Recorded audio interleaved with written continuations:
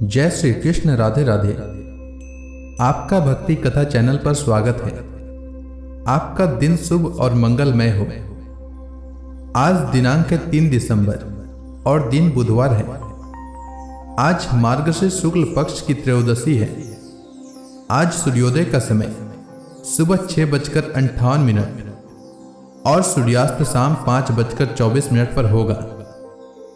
ब्रह्म मुहूर्त सुबह 5:09 से सुबह 6:04 तक रहेगा। वहीं राहु काल दोपहर 12:11 से दोपहर 1:29 तक रहेगा। आज आइए सुनते हैं मार्गशीर्ष मास कथा श्रृंखला में भगवान के भक्त आरण्यक मुनि की कथा। त्रेता युग से पूर्व आरण्यक मुनि परमात्मा की प्राप्ति हेतु कठोर तप कर रहे थे, परंतु उन्हें परम शांति नहीं मिली। तब वे किसी ऐसे ज्ञानी महापुरुष की खोज में निकले जो उन्हें परमात्म तत्व बता सके।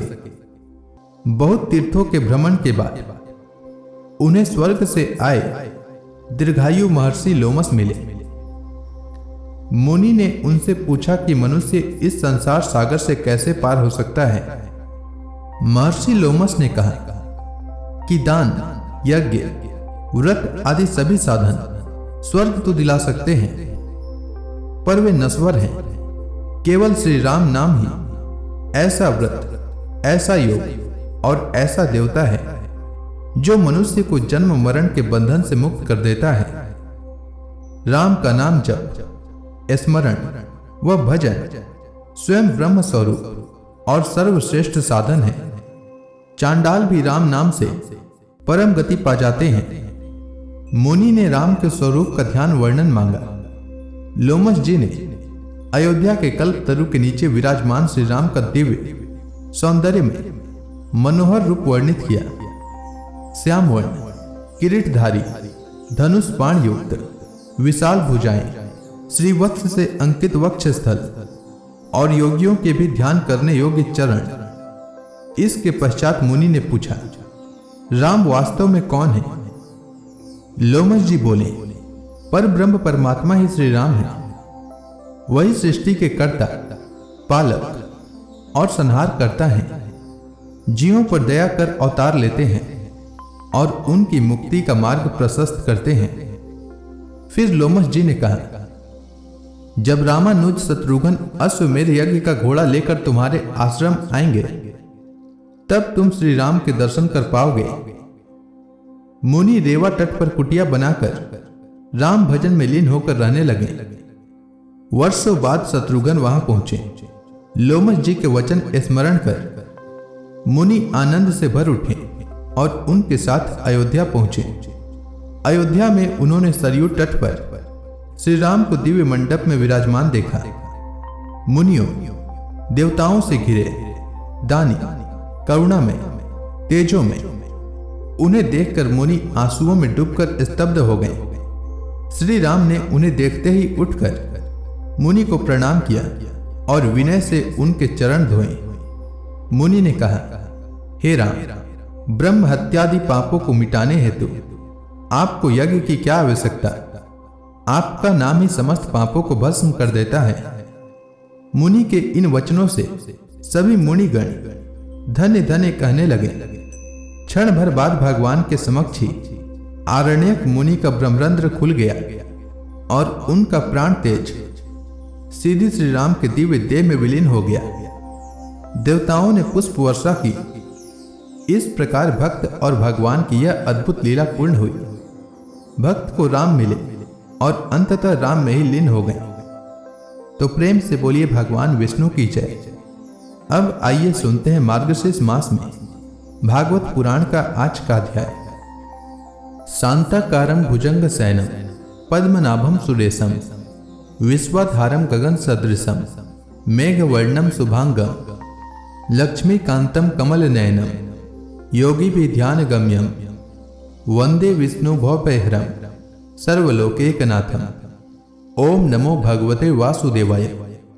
श्री मैत्रेय जी कहते हैं, विदुर जी, इस प्रकार जब रुद्र के सेवकों ने समस्त देवताओं को हरा दिया और उनके संपूर्ण अंग प्रत्यंग भूत प्रेतों के त्रिशूल, पटिस, खड़ग, गदा, परिघ और मुदगर आदि आयुधों से छिन्न भिन्न हो गए। तब वे ऋत्विज और सदस्यों के सहित बहुत ही डर कर ब्रह्मा जी के पास पहुंचे और प्रणाम करके उन्हें सारा वृतांत कह सुनाया। भगवान ब्रह्मा जी और सर्वांतर्यामी श्री नारायण पहले से ही इस भावी उत्पात को जानते थे, इसी से वे दक्ष के यज्ञ में नहीं गए थे। तब देवताओं के मुख से वहां की सारी बात सुनकर उन्होंने कहा, देवताओं, परम समर्थ तेजस्वी पुरुष से कोई दोष भी बन जाए तो भी उसके बदले में अपराध करने वाले मनुष्य का भला नहीं हो सकता।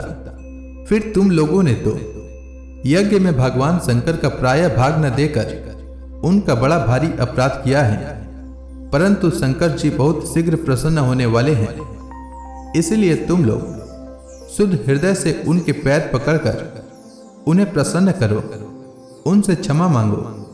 दक्ष के दुर्वचन रूपी बाणों से उनका हृदय तो पहले से ही बिंध रहा था, उस पर उनकी प्रिया सती का वियोग हो गया।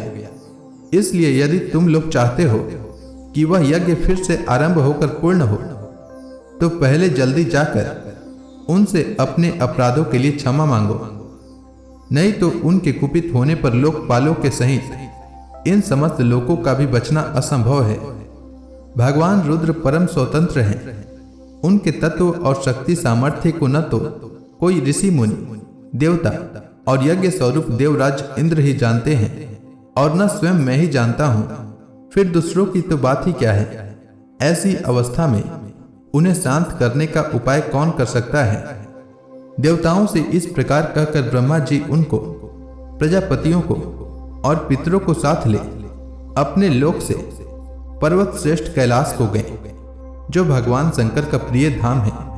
उस कैलाश पर औषधि, तप, मंत्र तथा योग आदि उपायों से सिद्धि को प्राप्त हुए और जन्म से ही सिद्ध देवता नित्य निवास करते हैं। किन्नर, गंधर्व और अप्सरा आदि सदा वहां बने रहते हैं।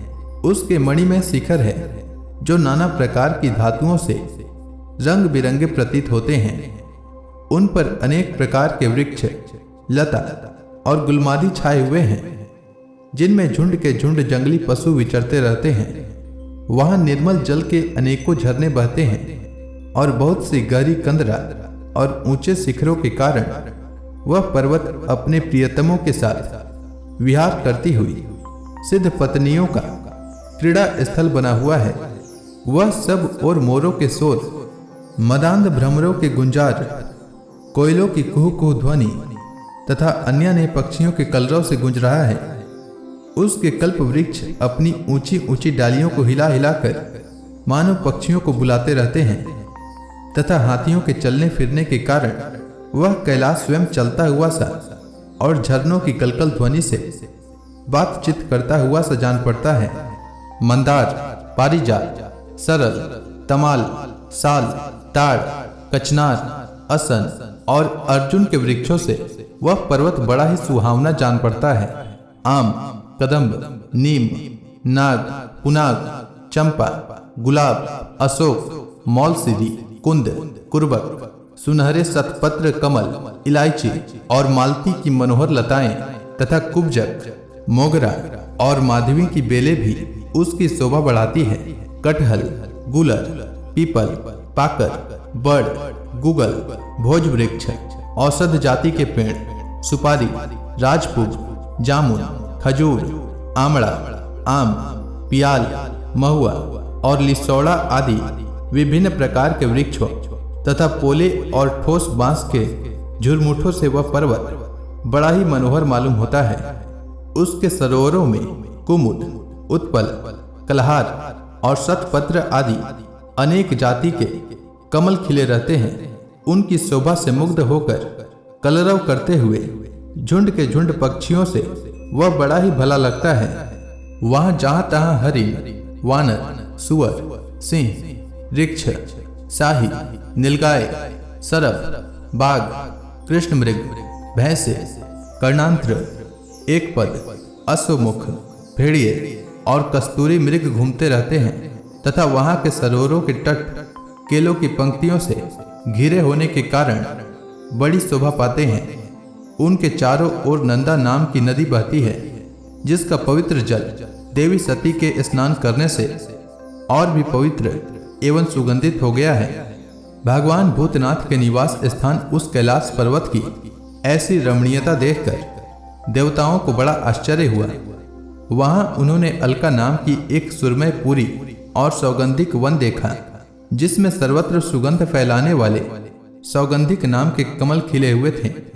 उस नगर के बाहर की ओर नंदा और अलकनंदा नाम की 2 नदियां हैं। वे तीर्थपाद श्रीहरि के चरण रज के संयोग से अत्यंत पवित्र हो गई हैं। विदुर जी, उन नदियों में रति विलास से थकी हुई देवांगनाएं अपने अपने निवास स्थान से आकर जल क्रीड़ा करती हैं और उसमें प्रवेश कर अपने प्रियतमों पर जल उलीचती हैं। स्नान के समय उनका तुरंत का लाया हुआ कुछ कुमकुम धुल जाने से जल पीला हो जाता है। उस कुमकुम मिश्रित जल को हाथी प्यास न होने पर भी गंध के लोभ से स्वयं पीते और अपने हथनियों को पिलाते हैं। अलकापुरी पर चांदी, सोने और बहुमूल्य मणियों के सैकड़ों विमान छाए हुए थे, जिनमें अनेकों यक्ष पत्नियां निवास करती थीं। इनके कारण वह विशाल नगरी बिजली और बादलों से छाए हुए आकाश के समान जान पड़ती थी।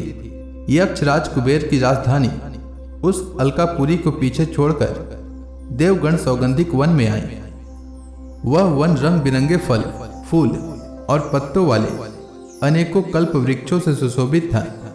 उसमें कोकिल आदि पक्षियों का कलरव और भौरों का गुंजार हो रहा था तथा राजहंसों के परम प्रिय कमल कुसुमों से सुशोभित अनेकों सरोवर थे।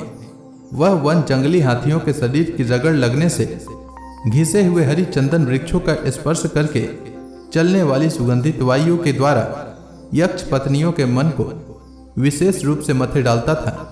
बावलियों की सीढ़ियां वैदुर्य मणि की बनी हुई थी। उनमें बहुत से कमल खिले रहते थे। वहां अनेकों किम पुरुष जी बहलाने के लिए आए हुए थे। इस प्रकार उस वन की शोभा निहारते जब देवगण कुछ आगे बढ़े, तब उन्हें पास ही एक वट वृक्ष दिखलाई दिया।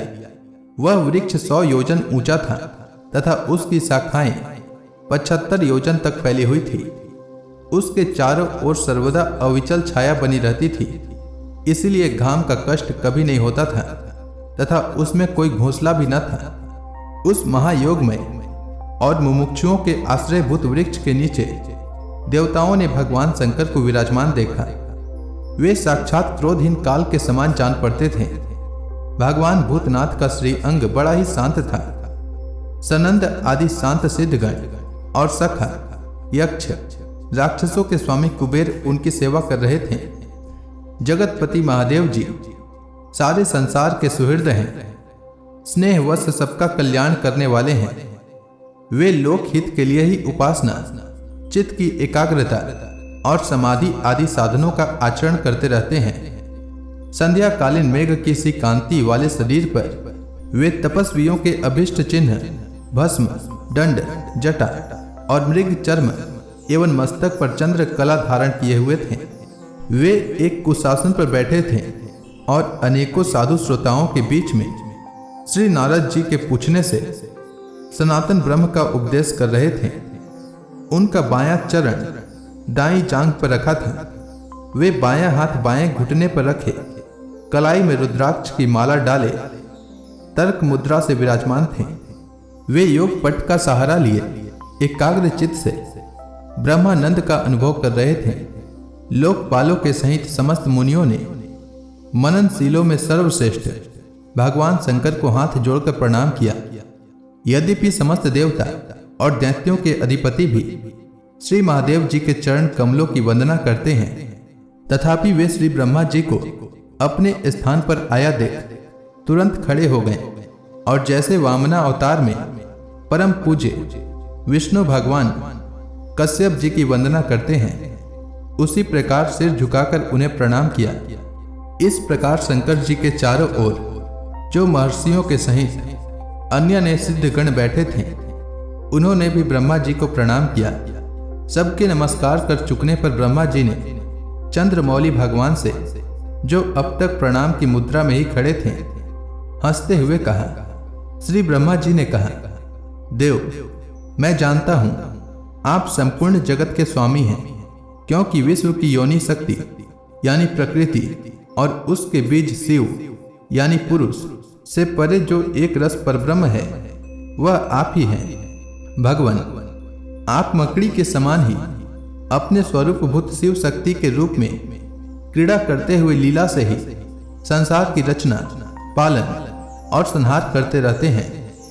आपने ही धर्म और अर्थ की प्राप्ति कराने वाले वेद की रक्षा के लिए दक्ष को निमित्त बनाकर यज्ञ को प्रकट किया है। आपकी ही बांधी हुई ये वर्णाश्रम की मर्यादाएं हैं, जिनका नियम निष्ठ ब्राह्मण श्रद्धापूर्वक पालन करते हैं। मंगलमय महेश्वर, आप शुभ कर्म करने वालों को स्वर्गलोक अथवा मोक्ष पद प्रदान करते हैं तथा पाप कर्म करने वालों को घोर नरकों में डालते हैं। फिर भी किसी किसी व्यक्ति के लिए इन कर्मों का फल उल्टा कैसे हो जाता है? जो महानुभाव आपके चरणों में अपने को समर्पित कर देते हैं, जो समस्त प्राणियों में आपकी ही झांकी करते हैं और समस्त जीवों को अभय दृष्टि से आत्मा में ही देखते हैं, वे पशुओं के समान प्रायः क्रोध के अधीन नहीं होते।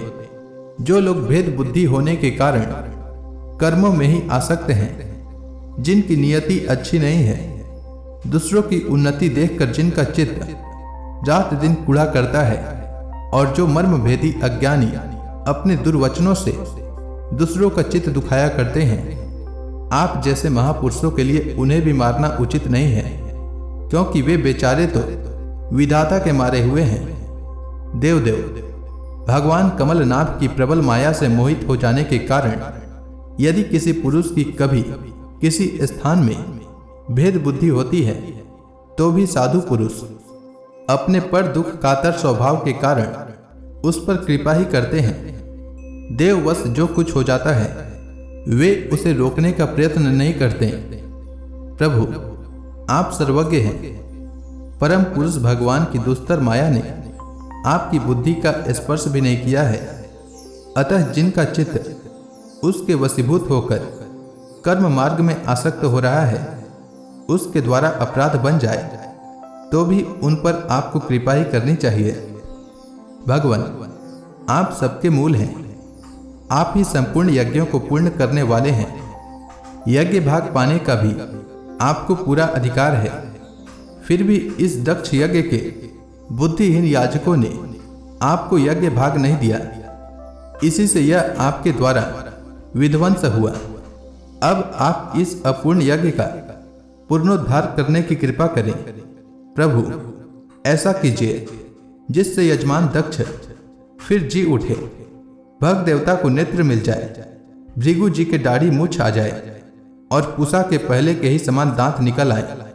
रुद्रदेव, अस्त्र शस्त्र और पत्थरों की बौछार से जिन देवता और ऋत्विजों के अंग प्रत्यंग घायल हो गए हैं, आपकी कृपा से वे फिर ठीक हो जाएं। यज्ञ संपूर्ण होने पर जो कुछ शेष रहे वह सब आपका भाग होगा। यज्ञ विध्वंसक, आज यह यज्ञ आपके ही भाग से पूर्ण हो। तो इसी के साथ आज का यह अध्याय समाप्त हुआ। तो प्रेम से बोलिए भगवान विष्णु की जय, शंकर भगवान की जय, माता सती की जय, समस्त देवी देवताओं की जय। अब इसके आगे की भागवत पुराण की कथा मैं कल के मार्गशीर्ष मास कथा में सुनाऊंगा। तब तक के लिए भगवान श्री हरि विष्णु का नाम जपते रहें।